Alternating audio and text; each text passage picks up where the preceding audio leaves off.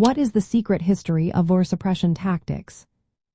Imagine trying to vote and finding barriers put in your way just because of who you are. That's what voter suppression is all about, making it harder for certain groups to vote. It's a story that stretches back over 100 years. After the Civil War, even though the 15th Amendment in 1870 gave black men the right to vote, many states in the South found ways around it. They used poll taxes, which meant paying a fee to vote. Literacy tests were also common, requiring voters to read or explain parts of the Constitution. These tests were often unfair, designed to keep black voters from passing.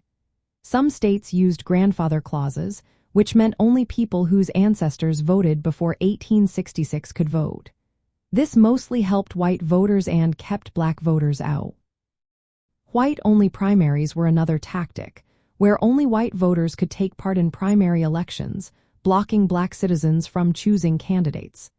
These tactics weren't just legal, they often involved threats, violence, and intimidation to scare voters away. Despite the 15th Amendment, these methods kept many black Americans from voting for decades. Over time, laws like the Civil Rights Act of 1964 and the Voting Rights Act of 1965 started to stop these practices. They banned literacy tests and put federal oversight in areas with a history of voter suppression. But even after these laws, new tactics appeared. Today, some states have strict voter ID laws, which requiring voters to show specific types of identification. Some states also purge voter rolls, removing people who haven't voted in a while or who are suspected of not being eligible. Others close polling places in neighborhoods with mostly minority voters, making it harder for them to vote.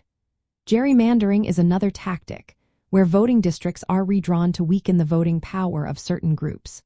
For first-time voters, understanding this history shows why protecting voting rights is so important. It helps you see why laws and rules are in place and why you need to know your rights. Knowing how to register, what ID you need, and where to vote makes sure your voice is heard. The long history of voter suppression shows that voting rights are always worth defending. Even though many old tactics are gone, new challenges keep popping up. Staying informed and involved helps protect your right to vote and makes sure your voice counts.